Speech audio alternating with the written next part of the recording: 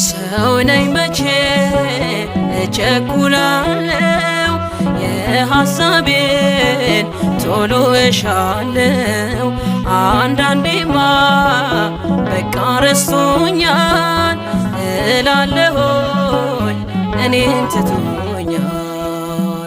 አንተ ግን ስጦታ ብዙ ነው ታደርግልኛለህ በጊዜው።